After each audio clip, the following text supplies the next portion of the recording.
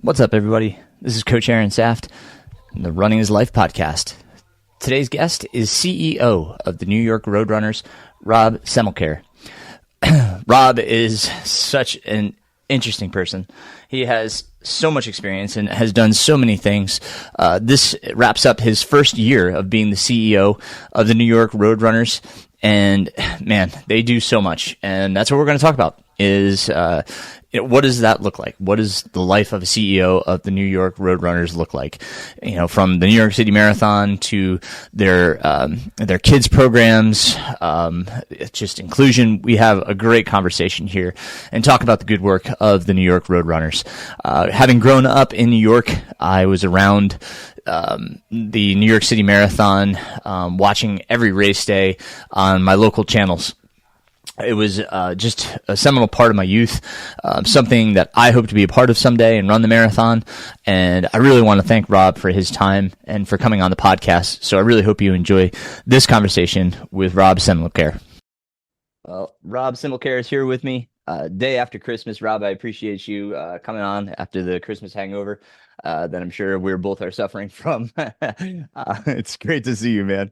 Aaron, thanks for having me on. Yeah, this is probably like the only even mildly productive thing I'll do today. So I'm glad I'm getting something done. Well, that's fantastic. Yes, I plan on getting a run in. Maybe that's I should aspire to that. I should aspire to that. Maybe that will happen. Yeah. After all the food I ate yesterday, that would probably be smart. Yes, right. It's really cool. Rob and I actually met at my brother's wedding in Italy. Under the craziest of circumstances. My brother says the CEO of New York Roadrunners is here, and I said, "What?" I said, "Well, why is he here?" So we got to meet at my brother's wedding, which was fantastic. And we decided we want to kind of go through some things to talk about because Rob has a new podcast of his own, which we're going to talk about. But Rob, let's just start out as we should and kind of introduce you, your background, because you have a fascinating background. I was reading up on some of the things you've done, and wow, you have had a cool life, my friend. So take us back. Did Rob start running at a younger age? When did running come in? Talk about. I mean, we have a million things we can talk about. So, but start us off. Yeah, thank you. You're very kind. I've had a fun time. When it comes to running, I started in middle school. I wasn't serious about it really then. I mean, I arguably was never like really serious from a competitive point of view as a runner, but I ran in middle school. You know, it was kind of a typical story, gym class, go run the mile. And I ran the mile and I was the fastest in my class. What was, admittedly not a super fast class, but I ran it in, I don't know, maybe around 6 minutes, something like that, which was a decent time. Yeah. And I was encouraged to keep running. And, I was obsessed with baseball. That was my sport as a kid. Yeah. Always obsessed with baseball, still love baseball. So nothing was ever going to get in the way of baseball for me, but it was something I could do in addition to baseball. It was a good thing to do on the side. Yeah. As a baseball player, I was very into running. I played center field and batted leadoff and stole a lot of bases. So like running was kind of my game in baseball, but running very short distances. But I got into running cross country in high school. So, since baseball was a spring sport, I wasn't going to do track and field, but cross country was available. And so I started running cross country as a freshman in high school and had kind of a love-hate relationship with it, as a lot of people do with cross country, right? It's a really demanding sport, really intense. I ran in, this was in New York City where I grew up. Okay. And my high school was right up the hill from Van Cortlandt Park. Yeah, sure. Which is, one of the meccas of cross country running in the United States. Great course, famous course. We actually run some races at New York Roadrunners on that course now. Nice. So I had a chance to run there and, yeah, like it was just the thing I did while I was getting ready for baseball season. Yeah. And I loved it. Now I went on to college and law school and didn't really think a whole lot about running until my third year of law school. I was at Harvard in Cambridge, and I went over to Boston to watch the Red Sox game the day of what's called Patriots Day in Massachusetts, which is a state holiday. That's also the day of the Boston Marathon. Absolutely. And I walked outside the Red Sox game, and said, "Oh, yeah, the marathon's finishing. Let's check it out," and watched the finish of the Boston Marathon. This was in 1997, to date Okay. myself a little bit. And I saw that and I said, "Wow, that's cool. I really want to do that. I really want to have that experience." Yeah. And the very next week, I sent in for an application to get into the New York Marathon. And I was lucky enough to get in on my first try. This was Nice. like back in the days of mailing in paper Right. applications. And I ended up running the marathon a few months after I took the bar exam. Oh my gosh. That was really where my adult running life really kind of kicked in. And, I've been running ever since. That's awesome, man. Yeah. Are you a Yankees fan, Mets fan? I am a Mets fan, Mets fan. which will tell you something about my perseverance. Okay. Although, nothing compared to what Red Sox fans went through for a century or so. But Yes. yeah, I'm a Yeah. Mets fan. Was a huge, yeah, still I'm a huge Mets fan and baseball guy in general. And yeah, there's always been kind of that connection for me between, baseball and running. And it's just, but what's great about running is you don't need 17 other guys. You Right. just, Right. you just say, all right, I'm doing it. And you go and you run Yeah. and there you go. So it's, Yep. it's really, really good. Yeah. It's been great for me. Absolutely. Yeah. Well, fortunate for you because I went and I ran Boston. I think it was 2000, maybe it was 2007 I raced and I got finished and I had to take the T to to connect to somewhere else and the Red Sox game just let out and they had just beat the Yankees and I'm a Yankees fan and they were chanting on the subway, "The Yankees suck." I was in my own personal hell having just finished the Boston Marathon, being surrounded by Red Sox fans and them chanting against my team. So it was quite the experience. Yeah, And that's one kind that of a you'll find thing in they Boston. do in Boston. That's one of the things that makes the Boston Marathon a fun day. They always have that 11 a.m. Red Sox game, Yep. the only game in baseball that starts in the morning local time, and they all let out and go watch the marathon. So it's a special day in Boston. Yes, but we grew up going to Shea Stadium, going to Yankee Stadium, the old Yankee Stadium. We've gone to the new Yankee Stadium. I haven't made it to the is it City Field? Is it City Field now? Yes. Yeah, Hmm. we haven't made it to a City Field game yet. It's But great. You got to yeah, check it out. It's a yeah, fantastic definitely, stadium. definitely. But that's fantastic. Did you get to run in Bear Mountain at all? Growing up, did you guys ever venture out that way? I've gone on hikes up in Bear Mountain. I've Okay, never really gone there specifically to run. gotcha. Yeah, But it's a beautiful area. Yeah, I yeah, grew up in Bergen County, New Jersey, so not too far from there. yep. But yeah, it's a great area. That's where our high school, we raced at Bear Mountain a ton. And then, yeah, we'd go down to Van Cortlandt for the Manhattan Invite. Foot Lockers, the regional meet was there. And USATF, I think it was either USATF or I can't remember if it was AAU had meets at Van Cortlandt as kind of regional qualifiers. So definitely got to run some of the same places you did, which is cool. Very Yeah. cool. Um, so yeah, so um, um, your education took you to Dartmouth for undergrad, where you majored in what? I was a government major. Okay. Dartmouth has this thing called modified major, so you can kind of put two together without double majoring. So I was a government philosophy major, so like political philosophy, Yeah. basically, Okay. which is, politics and government's always been an area of interest for me. And I guess that's part of what led me to go into law school. Mm. And then law school at Harvard, which has an amazing track now, the indoor track facility. And then after Harvard, it looked like you practiced law for a few years. Yeah. And I then did. then you transitioned to journalism. Yeah. Yeah, I mostly transitioned. I loved sports. My love of sports never really left me. And so after a couple of years of practicing law at big New York firms, I was kind of underwhelmed by that experience and wanted to get back to something I loved. And I had been an intern at CBS Sports when I was in college, and a Okay. guy I worked for there had gone on to ESPN as a senior executive, and he and I kept in touch, and he actually ended up hiring me. So I went over to ESPN on the business side primarily, Okay. and I worked there for almost 10 years. What was unusual for me is that I got a chance during that time to also do some journalistic stuff. So I was kind of an unusual person. I was on the air and an executive at the same time, both there and then later at NBC Sports. And that is very rare in the media business. And I was fortunate to do it. So, that's one of the reasons I like talking in front of microphones. That's fantastic. So sometime I saw NBC Sports and was it uh ABC News as well. So you had, quite the experience within the journalism world, which is incredible. Was it both sides with all channels, executive and on the mic? Pretty much from the time I was at ESPN through ABC through NBC, I was mostly doing both. There was a stretch when I was at ABC News exclusively doing on-air stuff for about a year and a half, which was incredible. And I loved it. I love the news business. I love journalism.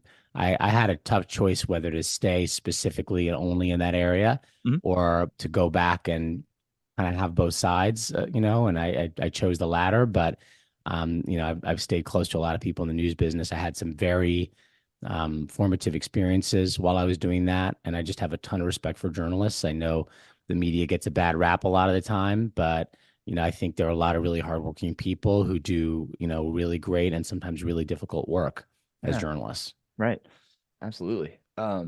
And I saw something about the tennis channel as well. Is that you had a role in the tennis channel? I did. That tennis has always been kind of my other favorite sport. Baseball, tennis, running, those are kind of my trifecta. And I left NBC after 8 years there in 2019 and spent about a year and a half as an on-air announcer for Tennis Channel. Wow. So I got a chance to do some really cool things and got to meet some legends of the sport. Yeah. Tracy Austin and Martina Navratilova and Andy Roddick and some Wow. people who were heroes of mine just as Sure. tennis players. So I Yeah. had an amazing experience there as well. That was really the last thing I did before joining New York Roadrunners. Okay. Which you joined in December of 2022. So it's been a year for you as CEO. How did you land that? What transitioned you there? Yeah, I had known the organization as a runner. I'd run the marathon in New York in 1997, and then again 16 years later in 2013. So I knew the organization. I'm a native New Yorker. The org had been through some ups and downs. They had had some management changes, some difficult periods of time. The pandemic really hit them hard, Mhm. as it did so many organizations, because they had to cancel the marathon in 2020 and then run a kind of a half full version of it in 2021. So it really decimated the organization. They had a tremendous number of layoffs and furloughs and things like that.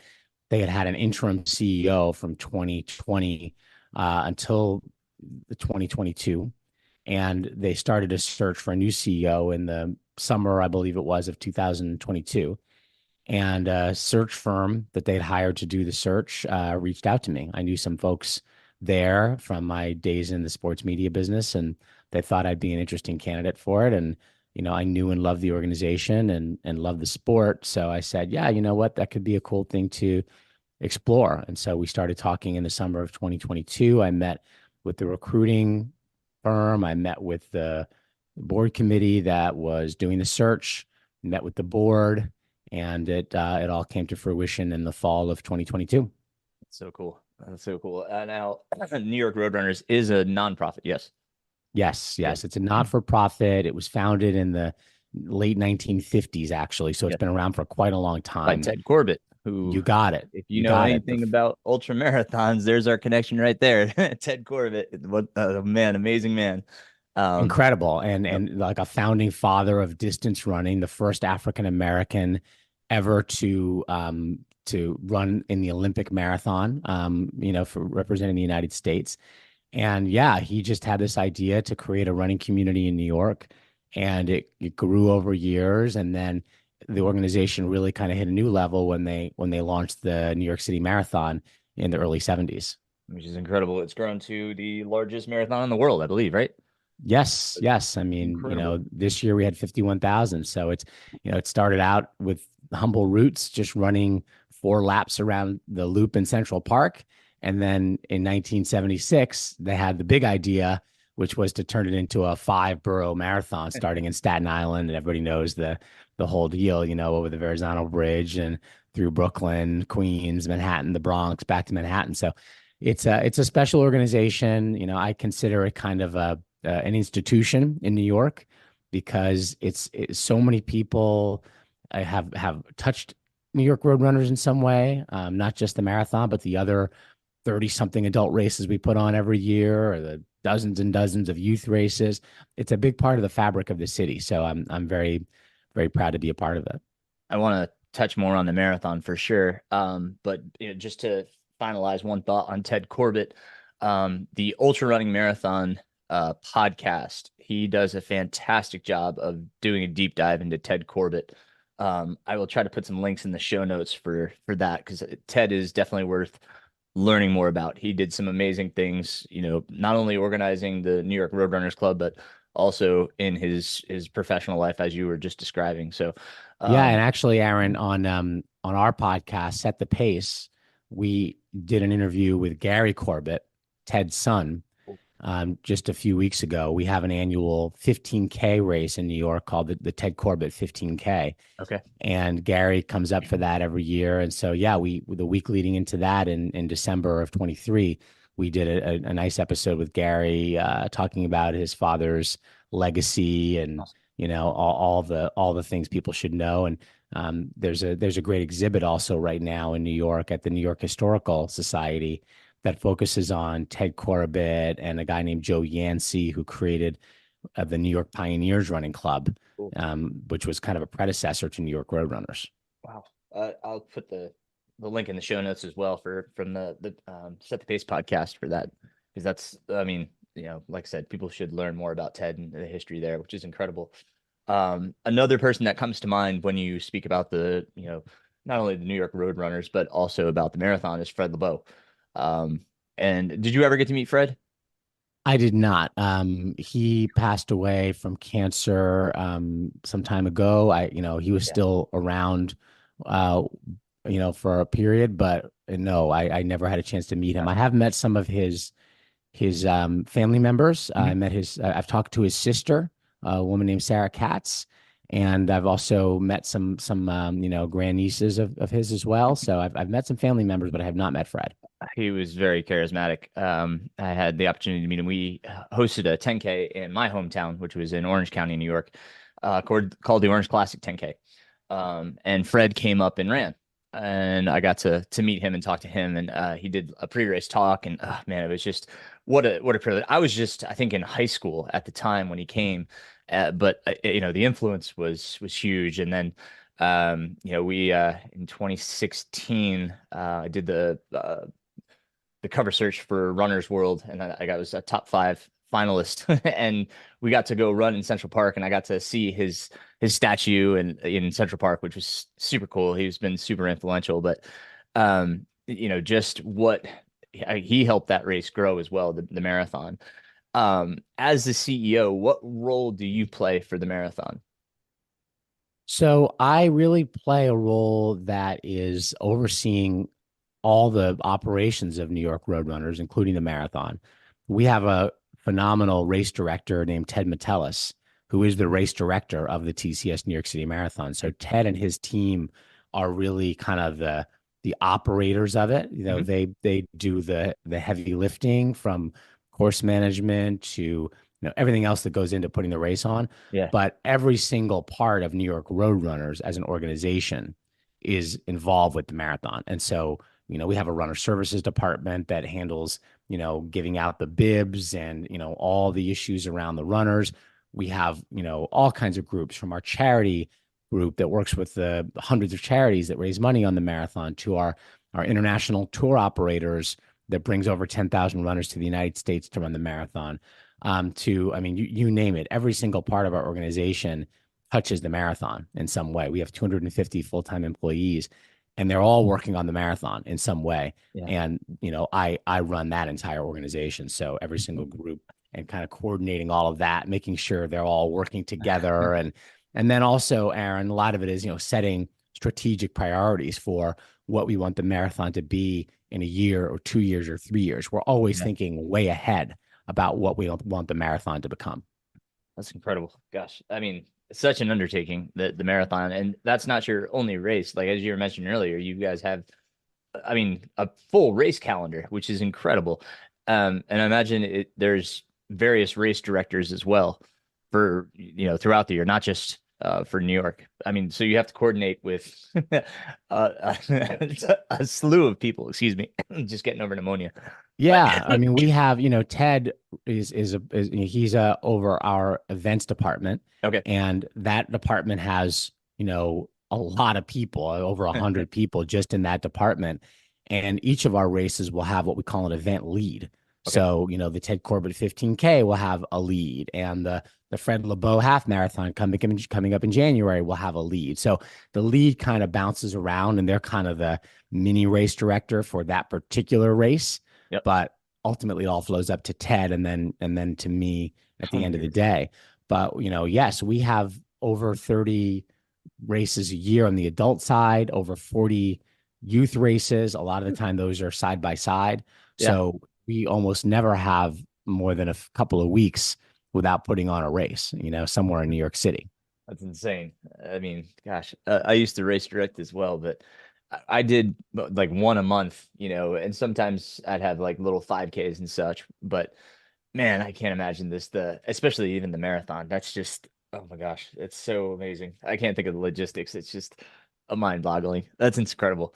It's like a military operation. Honestly, I think, someone like Ted, he could probably run a small army, with what he knows from a logistics point of view. There's just so much that goes into it. The starting area of the TCS New York City Marathon is like a camp, basically. I mean, we bring 50,000 plus people. Oh, wow. Those are the runners, not to mention thousands of volunteers and Right. staff, part-time and full-time staff out to Staten Island. The transportation element of it is a huge job. Then the volunteer coordination, getting all the volunteers into the right places, the water stations all along the course. Our coordination with city agencies in New York is huge. Right. The New York Right. Police Department at the top of the list, but then Department of Transportation, everything else. This was my first year, 2023, seeing it from the seat of CEO. Right. And I just, my eyes were just wide open the entire time, blown away by Yeah. how many people it takes to put on the TCS New York City Marathon. You can't imagine. Can't imagine. I mean, when you watch on TV, you can see all the barricades along the course and the police escorts, and then police at all the intersections. It's just such an undertaking, which is, I mean, just incredible. I am just in awe. um, the New York Roadrunners, they also have the mission of getting people involved and active. Talk about some of those outreach programs. Yeah, so our mission at New York Road Runners is to help and inspire people through running. And everyone knows us for the marathon and the races, but a huge part of what we do, Aaron, to your point is, get kids and adults and older people active in some way or another. So it really starts with our youth program, which is called Rising New York Road Runners. That program operates in hundreds of schools in New York City and also around the country as well. We have over 60,000 kids in that program in New York, and then over 100,000 nationally. That's And amazing. it starts at the elementary school level. We have developed a curriculum that we provide for teachers and coaches to use to get kids active at a young age, right? And it's not Yeah. all about running in kindergarten or first grade or whatever. It's just about movement. Yep. And as they get a little bit older, it starts to pivot a little bit more toward running. And then that program is coupled with a huge amount of youth running events that we put on primarily in New York City. So a lot of our adult races will have a kids race happening right on the side of that, either before, usually right after the adult race kind of wraps up. We have 3 stages that we call them. One is for the youngest kids, which is usually, a few hundred meters kind of a sprint. Mhm. And then we'll have stage 2 and stage 3, which are longer distances. Stage 2 is kind of non-competitive, not really timed. Stage 3 is competitive, right? Where the kids are running and we're timing them. They get chips and they're getting results, right? So Yeah. that is happening alongside a lot of our races. We That's launched fantastic. some new youth-only events this year. Then, in addition to that, we have so many other things that go on. We have something called Open Run, which is a free weekly running program in New York City parks that Cool. just take place where you just show up. You Yeah. show up and you run or walk or whatever and those are run by volunteers. You get a kind of an unofficial time, but it's like a park run Yeah. set up where you just Right. come out, you meet other people, and you run or That's walk or awesome. run walk with them. We have a program called Striders, which is for older adults, which is Okay. more focused on walking, but they do some running as well. We have a wheelchair youth training program as well for kids who want to learn how to wheelchair race, Sweet. who are have disabilities of various kinds. So it's there's just so much we do, and we're looking to expand into even more over the next couple of years. I'm really interested in more at the middle school level because we have a lot of kids who maybe start with us as kids, but then as they get into those middle school years, which are crucial for developing into a runner, right? Yep. I want to make sure we're giving those kids a chance to start really learning how to run so that when they get to high school, they have some experience and they're interested hopefully in joining their cross country team or their That's track awesome. team. So there's just more to it than I can even summarize, frankly, but That's so it's a cool. lot of work. We have a whole community impact group that focuses on all these programs. Do you still have the race team as well? I remember when I was growing up, I'd watch Milrose games, and there'd be the NYRR singlet runners, and it's kind of a I mean, not for lack of a better term, elite team, of racers. Do you guys still have that branch as We well? kind of pivoted away from the club side of it. So Okay, we don't really have a club anymore, and club's no longer part of the organization's name. gotcha. We are more like a meeting place for clubs. So we have hundreds of clubs that associate with New York Roadrunners. They're on our website. People can find them through us. Cool. And we have a club points series during the course of the year where all the different clubs compete for points at all of our races all That's year awesome. long. There's really a specific set of them that we pick every year, about a dozen races that count for Okay. club points.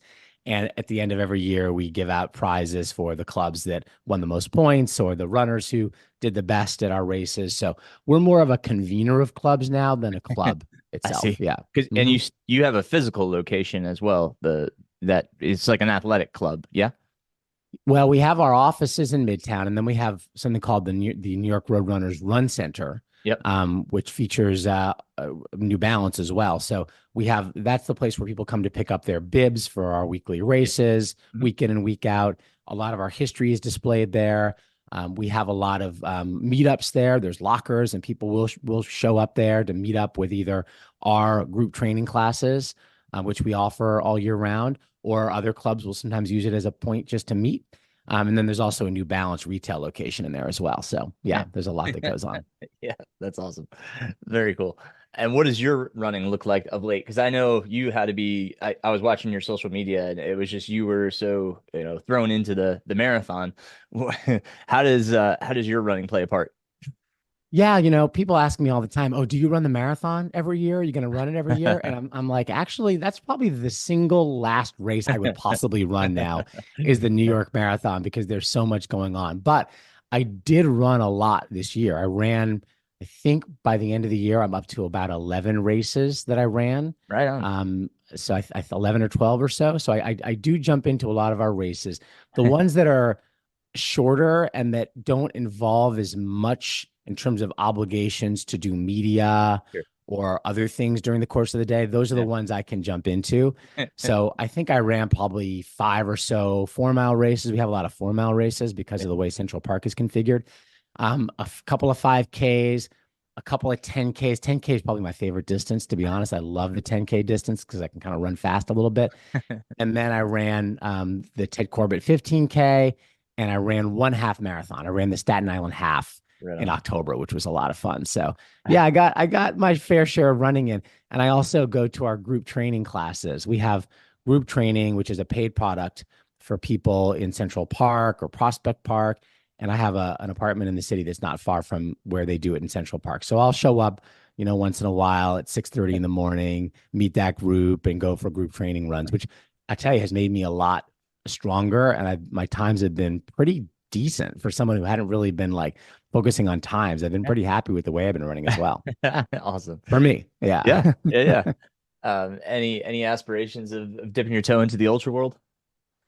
I'm gonna say no on that one. Yeah, I know it well. We get the question a lot whether we might bring back a super long race, and We're not really looking to do that despite Ted Corbett's legacy in that ultra running world. That's That's fair. just a lot. I was training Aaron for the Chicago Marathon Mhm. this past year. I had Okay. aspirations of running that.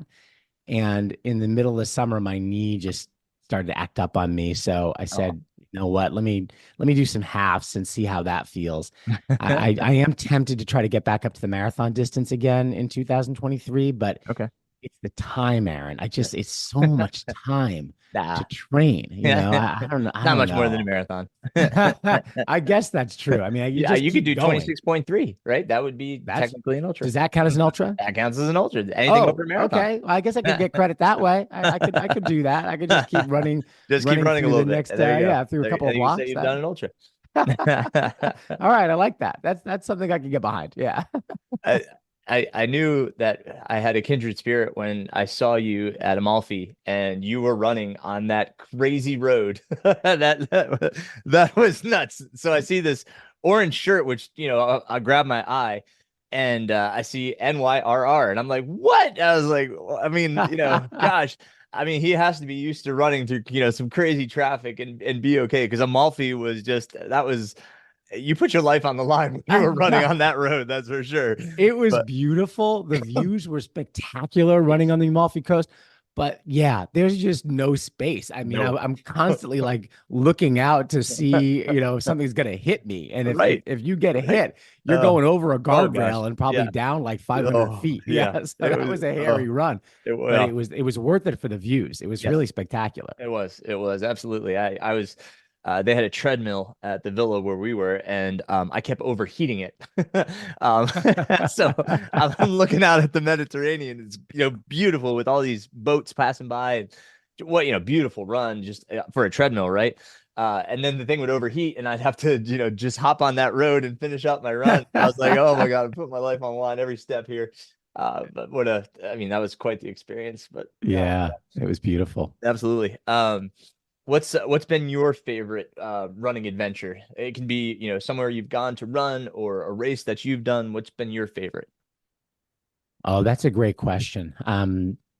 You know, I'm trying to think of my favorite place to run. I mean, when I was training for my first marathon, and again, I've only run two, so not like I've run 20, but the year I was training was the year I was taking the bar exam in 1997. Okay. And my family, we took a safari that year. We took a trip Wow. to South Africa and we went to Cape Town Oh and my God. Johannesburg, and then we went on a safari in Pretoria in that area. It's called Kruger National Okay. Park in South Africa. And I think some of the best runs I ever went on were on that trip because I just felt like I had to run. I was training for a marathon. I ran some beautiful runs in Cape Town, just spectacular views of Table Mountain and all of that. Oh And wow. then I remember when we got to the safari, I remember asking the folks like, "Where is it safe for me to run? Like, is there a place I could run that I don't need to worry about like a lion or something like chasing me down?" And they were like, okay, if you go here, like they kind of drove me out to the spot where they were like, yeah, this is kind of outside the reserve. You should be pretty good here, unless like an animal got out of the reserve, which is rare. So you should be good there. just Wow. just pick your time, right? And so I went out and did some runs, in an area where it wasn't inconceivable that like some wild animal of prey might find me, but there were other people Right. running, so I felt safe enough. Yeah. And that was special for me because it's the only time I ever been to the continent of Africa. Yeah, that's And cool. just running in Africa just had an amazing Yeah. feel to it, and just knowing how much running is a part of that culture. I wasn't in Absolutely. Kenya or Ethiopia where I aspire to go someday, but Sure. that was really cool. So yeah, I would say those are some of the most memorable runs I've been on. That's fantastic. I love that. Love that. One of the big topics these days, and this, when I stopped race directing after COVID, but we were a nonprofit that put on a 100-mile race, and one of the big conversations was diversity and diversity in our sport. Um, Through the New York Roadrunners, what are things that you guys work on or aspire to in that category of trying to be inclusive?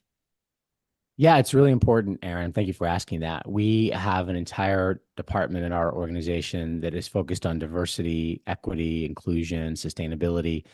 And we really want to make our races look as much like the communities that we're running in as possible.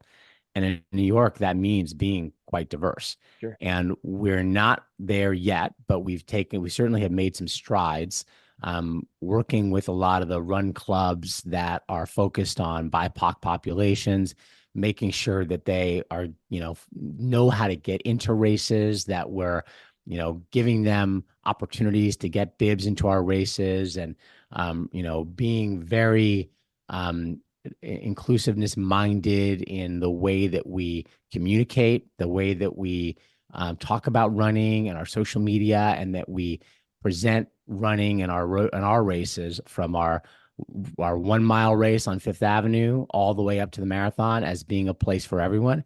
That's a big part of it. So, I think the organization has done a good job in terms of, presenting running as something that's for everyone. Mm. But it has to be quite an intentional process to actually make our races more diverse. And that's something that we're working on. We just had actually a day and a half, uninterrupted meetings in our offices with a number of leaders in this area of diversifying the sport of running. Allison Mariella Desir, who is an incredible person and a friend of mine, who wrote a great book called Running While Black. She is a real champion of diversity in this area, and Got that she on and a audio number right of now. others. Oh, she's amazing. Great person to have on your podcast sometime to talk about, diversifying the sport, and how, her process of finding the sport. She's discovered it, and, it helped her with her mental health. She was struggling with mental health issues, and started running, and just was running into these issues of, feeling like she didn't see enough people of color running with her, didn't always feel welcomed, and really became a champion for diversity in the sport of running. So she and a number of others came to our office, and we're really working on how to take it to a next level now of, getting our races everywhere, our New Yeah. York races, the races of the other Abbott World Marathon majors, which is I sit on that board of this, the Oh, six wow. majors around the Nice. world, and Hmm. figuring out how to make this a thing everywhere, Yeah. so that running and running marathons and ultra marathons in particular is not, so much the province of, let's call it a generation of, more Caucasian, or men, as it was, and making it more reflective of all the places where runners could possibly come from. That's amazing. Awesome. Um, One of the other pieces that always comes along with that and is always part of the conversation is the financial piece of it, right? It can be very inaccessible to people because of cost. Do you do anything, scholarships or discounts? How does that come into play? So in New York, we have a race free program, which we've just actually relaunched this year to make it more accessible to people. It was a little bit Fantastic. tricky to figure out before. We simplified it a little bit, marketed it in a new way, and we actually saw great success. We had a pretty quick, maybe in a way too quick, sellout of all of our free race bibs for the year. So we've got a lot of people who are taking advantage of that program. Awesome. We're looking to expand that even more, to make it more accessible, to put more bibs out there available for people to run in our short races all the way up to the marathon. But that is a big focus. We know that there's an economic barrier to, getting folks out there and running and training as well. So more to come on that. But yeah, Awesome. that's definitely been a focus. New York, the marathon was probably one of the first races that I ever watched in which, um, the athletes with disabilities, and back then we called it the wheelchair division, they were prominent in the television broadcast of the race. Um, you guys, as an organization, I feel like have put that at the forefront, and every time I watch it now, there is still great coverage. Can you talk about the emphasis you place on the athletes with disabilities? It's a big part of our races. It's a big part of our brand. It's a huge part of the marathon. If you watch the marathon broadcast, the wheelchair athletes are the first ones to go out. And we celebrate those champions right alongside, the runners who finish as well. We had great champions this year: Catherine de Bruyne, Marcel Hugh, winning our race. Course records were set. It was a really special day. And yeah, our coverage focuses on them a lot because they're incredible athletes and they do a phenomenal job in representing that part of our sport. So we're very proud to have been a leader in that area and want to continue to grow that. And we have also, that's the pro athlete side. We also have an incredible, program, both our own athletes with disabilities program, which is getting folks out there running no matter what their disability is, whether they are running in wheelchairs or hand cycles or whatever kind of device they need to compete. And then we have a great partnership with Achilles, which is an amazing organization. I'm sure many of your folks know that, they show up and have athletes with guides running in, dozens of our races throughout the year, of course, including the marathon. We also have a race in June every year that is specifically a fundraiser for Achilles. It's called the Achilles Hope and Possibility Race that we have in Central Park every year. So we have a great partnership with Achilles, an amazing organization. Their CEO, Emily Gasser, is a friend of mine, and we're just super proud to work with them because they bring a lot to our sport. That's fantastic. It's such a cool part of the race. I love that. I raised funds for 2 of my races this year for organizations like Achilles. So it's definitely near and dear to my heart. Something that's always also been at the forefront of the race. And it's probably a fun part for fans such as myself to watch is the elite field. This year, I believe the men's course record went down. Is that right? It sure did. Yeah, we had an interesting year this year. A lot of folks thought that it would be on the women's side. That's that what we I might thought see too. Yes. a course record. Yeah, because the field was really Incredible. stacked. Yes. It really was stacked. But we ended up seeing an incredible event. More of a tactical race on the women's side. Yes. They didn't really push hard until kind of the end. But on the men's side, Tamarat Tola from Ethiopia just absolutely hammered and ended up setting the course record 2:04:58, which is and insane. I mean, he did that all by himself. There was no one near him for a long time. It actually got a little nerve-wracking for us toward the end because the women start quite a bit ahead of the men, and we expect the women to finish first and get their TV moment and Right. the flags and the interviews and all that, and then we expect the men's winner to come a bit after that. But Tola was going so fast, and the women were running this very tactical race Right. that it looked like he may catch them at one point.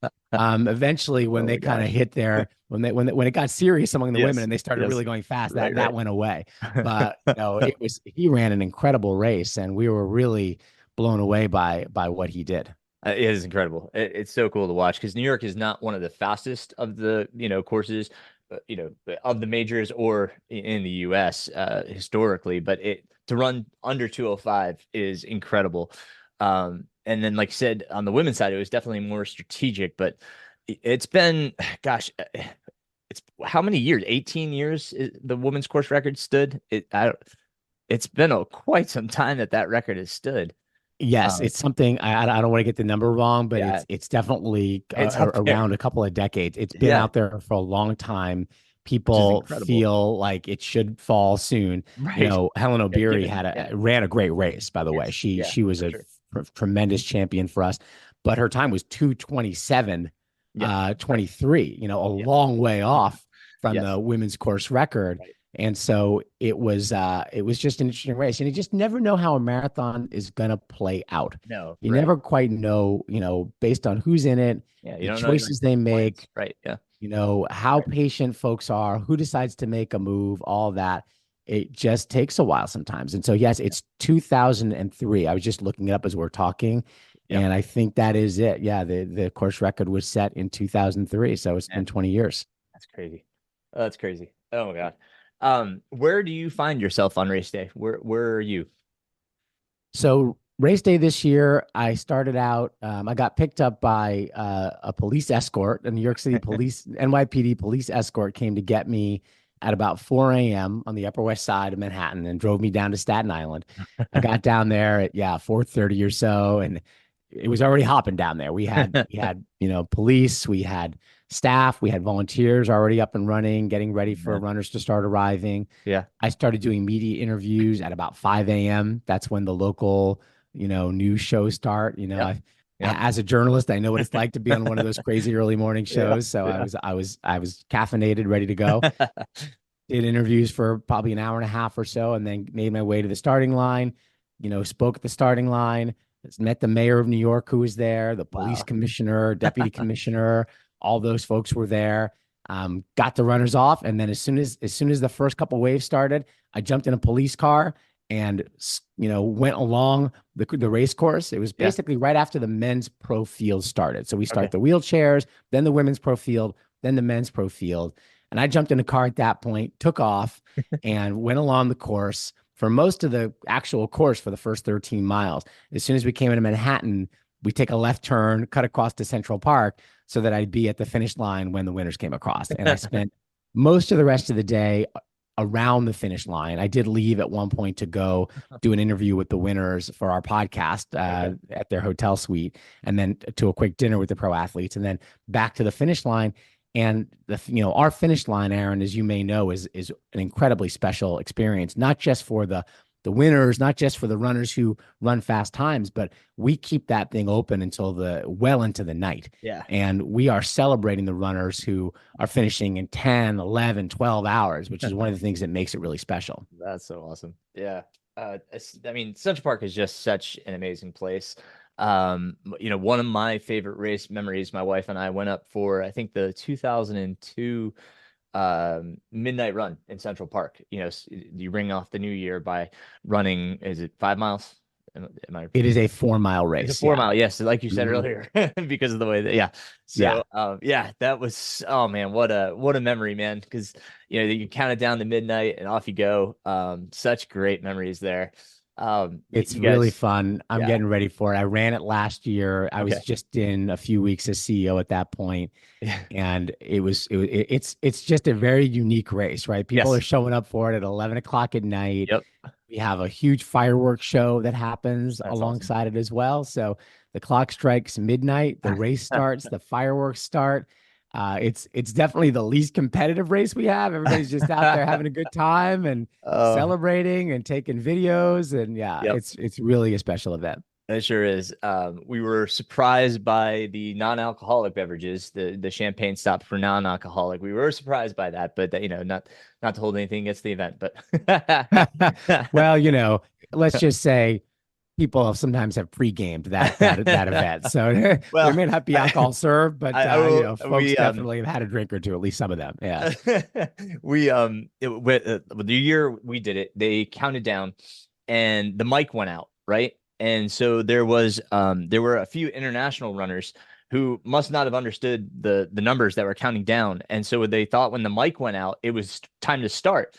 But they were only at 5, and so they started, and the rest of us are kind of looking over to the side, like, "Do we go?" And then the mic came back on, and you got 2, 1, and then everybody took off. So they had head Funny. start. So we're running, and gosh, I'm trying to remember the runner's name, but he he saw these guys celebrating. They had an open beverage, and they're like, "Yeah," cheering with their cup, and the guy grabs it and chugs it down. I was like, "Oh my gosh!" It was an impressive feat. So great memories were made there. Tremendous event. And we It's a talked lot about, of fun. it is, yeah, the half marathon in Central Park.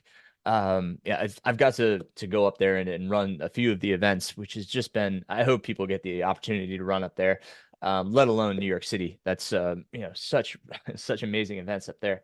Um, but yeah, I mean, you've got to run the marathon, which is also incredible. Um, what is your favorite event to be a part of? Is it the marathon?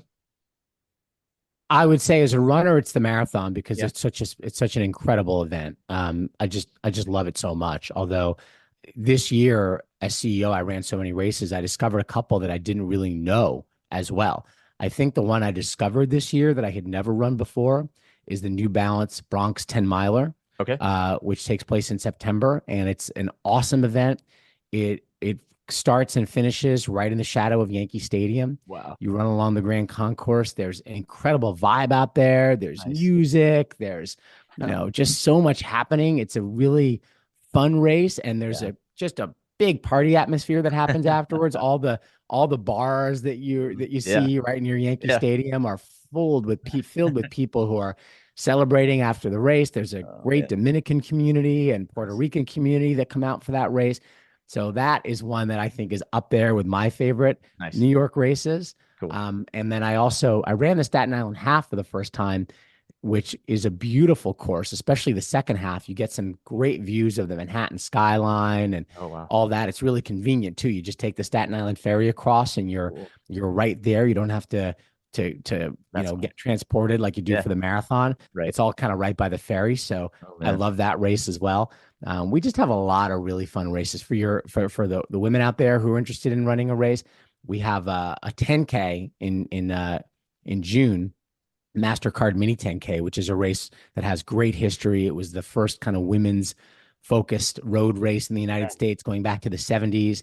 And that's a great 10K course that, starts on Central Park West, goes into the park, and just is an awesome course as well. So we just have a lot of really fun Yeah. races. Yeah. I mean, just being in the city and having these races is so cool. I mean, like we talked about earlier, the logistics of it has to be a nightmare, but being able to run through these streets without traffic, that has to be pretty surreal. Yeah, the street races are special. We do have a lot of races that are just in the park, but the ones that close streets down Yeah. are really special. And I think if you're gonna come out and run, one or two races with us, look for one of those that's a street race so you can experience a neighborhood Yes. and get that feeling of, you're right, like shutting down New York City for Yeah. your run You're is pretty right. special. That is cool. You've also just started the Set the Pace podcast, which we kind of touched on. You're into episode 20. Trying to remember it. It was I've 24. lost track, to be honest, what number we're on, but yeah, we're definitely up there in the dozens now. I can look as we're talking, but it's been great. I had this idea, and it was actually something I talked about when I was interviewing for the job of CEO of New York Roadrunners. Like, how can we find new ways to talk to our running community? And every runner knows that you're out there, and some runners do like to just run and listen to nothing. It can be kind of meditative. I do that sometimes, but Yep. when you're out there training, especially for the long races, especially you're like crazy ultra crowd, like you do need something, at least I do, Yeah. to kind of keep yourself entertained while you're running. And so I am a big fan of having, not just music, which I listen to a lot, but some audio content, spoken word, storytelling, things like that. Yeah.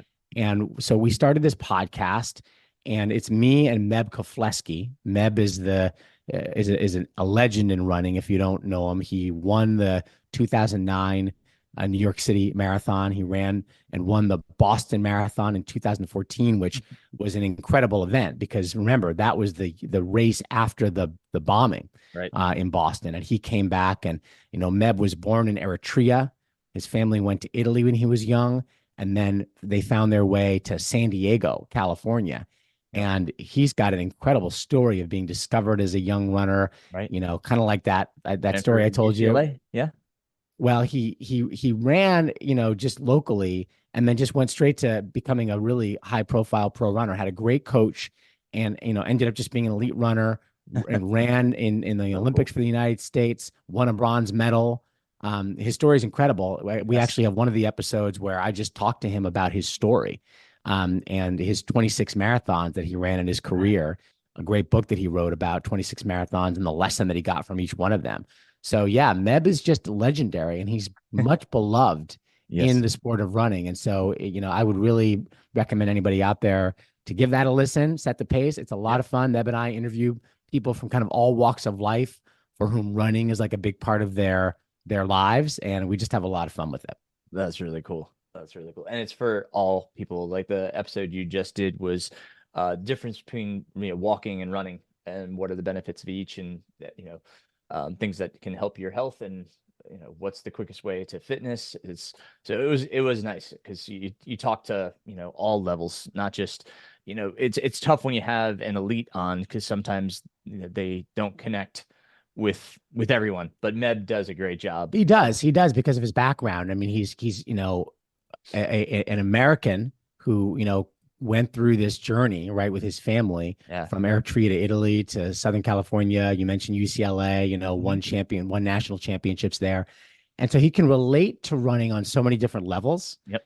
As an elite competitor, but also just as someone who loves the sport. And then you've got Yes. me who never was anywhere near his level of running ability, but I know. who is more the everyday runner and who's experienced running as something that you do for your mental health and to feel good physically. So we kind of like approach it from a lot of different angles. And there's just, what I have found, Aaron, is that runners are special because we all learn something about ourselves when we run. We learn about overcoming pain and obstacles and pushing through difficulty to accomplish whatever our objective is.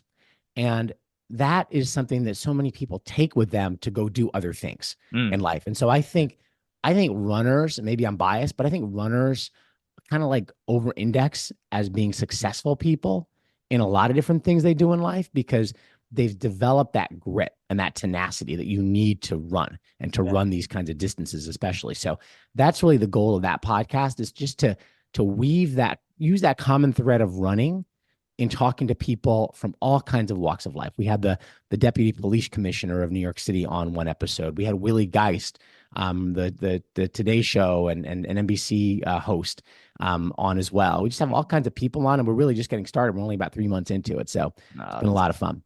I certainly wish you guys the best in that. That's so cool. And it's really neat hearing Meb too. Because that guy, he should be recognized for what he's done and continue to contribute to our sport because he's done so much. And he's written multiple books now. So really cool.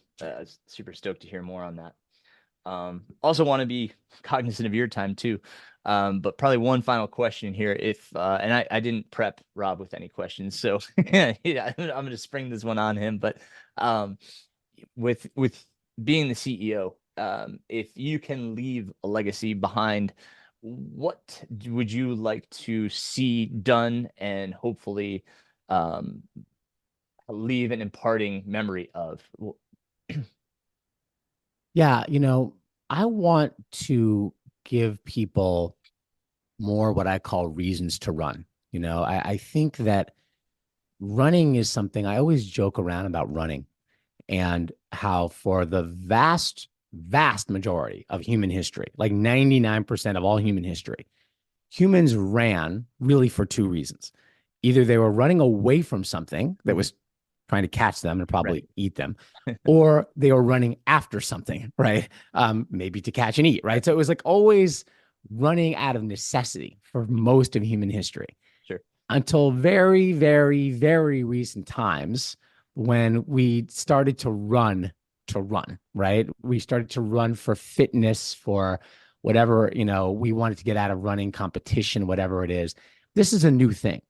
And I think it's an incredible thing, but you need a reason. Something needs to motivate you to start it. Maybe it's a family member or a friend or someone who gets you into it. For some, it's, improving their physical health. For many, many people, it's mental health, which I'm a huge believer in the connection between, physical activity and mental health, the mind-body connection. I talk about that all the time. That's a big reason to run, right? So I really want to get as many people as possible to see reasons to run and to see running as something that is attainable for them, right? You meet people all the time, I'm sure, who say, oh, I'm not a runner, running's not for me. And okay, I get it. It may not be for everyone, but it's for a lot more people than think it's for them. Yes. And if people can just see the building blocks, right? You know what? Go run a half a mile, go 3/4 of a mile, go a mile, right? And start to feel the benefit of that.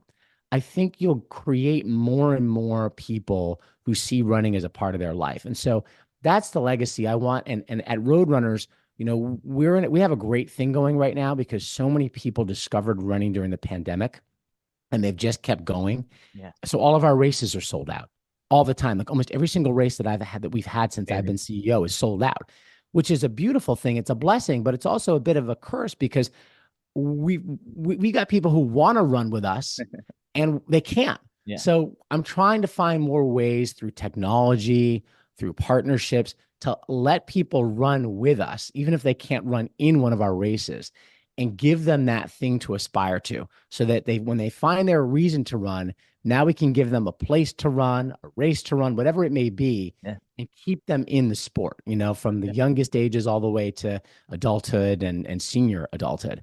So that's really it. I just want to create runners and keep Nice. people running. That's fantastic. That's fantastic. Rob, you're amazing. I really appreciate your time, dude. How can people connect with you? Well, you can find me on Instagram. I'm at RT RTSIMMEL on Instagram. Pretty easy to find. I'm incredibly Googleable. I'm also active on LinkedIn and, not as much on Twitter. So you can find me there. You can Okay. find the Set the Pace podcast, which, is my baby and I love it. It's on Apple Podcasts, Spotify, all the places where you guys are. I think you and I are going to put one of our episodes into your feed so folks can check it out there. Yep. And yeah, reach out, follow us. If you're ever in New York and want to run a race, go to NYRR.org.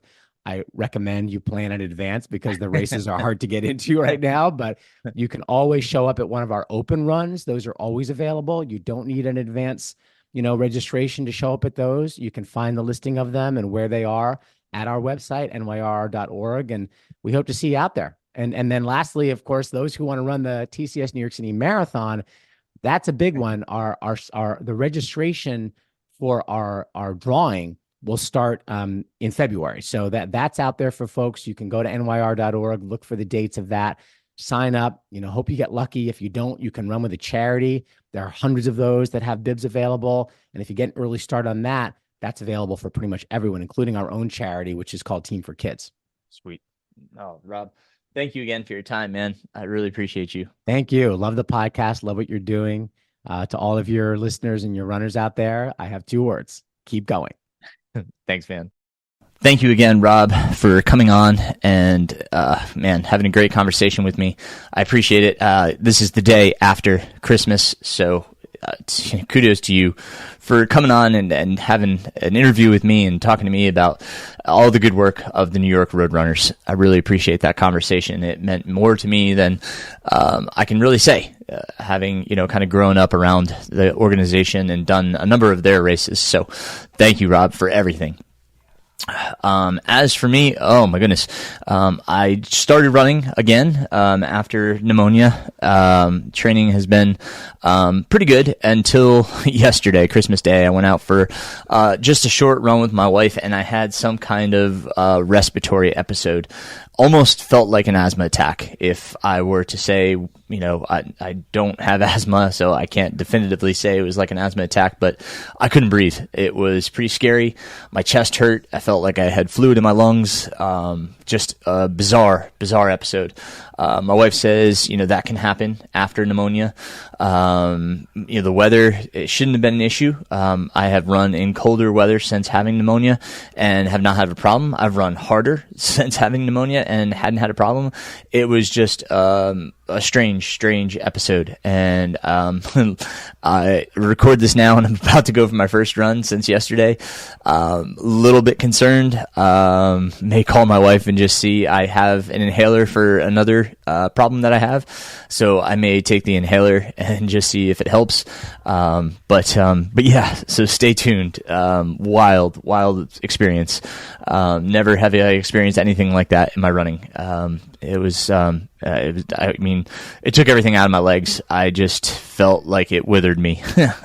No other way to explain it other than if you've hit the wall, that's kind of what it felt like. I had nothing left in my legs. It just, couldn't breathe and then it just wiped me out. Just weird experience. I did have a great run the other day with my friend Nathan. We explored a new trail, new to me, up in the Mills River Rec area, and took some other trails that, are off the map. Yeah, I don't know who's actively building all these trails, but it's incredible. Not that I should be, stating it's a good thing that somebody is creating their own trails in the national forest. But I am experiencing them and enjoying my experiences on them. So I cannot condone the activity, and I probably shouldn't run the trails if I was really trying to stand by my stance that they shouldn't be doing it. But it's a tough conundrum. I don't know how you feel about that. It's be interested to hear your opinions about using trails that aren't specifically designated as National Forest Service trails. So yeah, let me know what you think. It'd be interesting to hear your opinions. But other than that, I am supposed to race the South Mountains Half Marathon in 2 weeks, just under 2 weeks now. I talked to Nathan the other day. I think we may just go for a run, not try to race it. Neither of us are really in that kind of shape. Nathan has been sick as well. So I think we'll probably just go run it together and just have a fun time, out on the trails together and just enjoy the run. But always so hard, always so hard when you show up to a race and try to just go for a run. So I think I have the fortitude to hold back and not race it. Yeah, so that's the plan. We'll probably just go run it. Since probably the last episode, I've put in for 2 other lotteries, the Cascade Crest 100 out in the Pacific Northwest, and the High Lonesome 100 in Colorado, very near to the Hard Rock course. So put in for those 2 lotteries. We'll see kind of in mid-January what the outcome of those lotteries are. Super excited for the opportunity, if so granted, but know that I am at the luck of the lottery draw. So we'll see what the rest of 2024 pans out to be. But yeah, so we'll keep moving forward, right? That's all we can do. I want to thank everybody. I hope you had a very, very Merry Christmas. Want to wish you a very Happy New Year. If your plans include, some training that you have questions about or want to talk about coaching, please reach out. Happy to have that conversation as always. The ways to reach out to me are in the show notes. You can reach out through my website, which is runningislife.run. You can, contact me through there. Social media is fine. Strava is great. If you have questions or things you want to hear about in the podcast, use those same avenues. Reach out to me. I'm happy to answer questions here on the podcast. Always glad to hear from you and hope I can help. So thank you guys for listening. Thank you to my Patreon supporters. Thanks for everything, guys. And I will talk to you in the new year. That's crazy. So episode 202, that's a wrap. And enjoy your New Year's with your friends, family. Be safe. And I'll talk to you next week.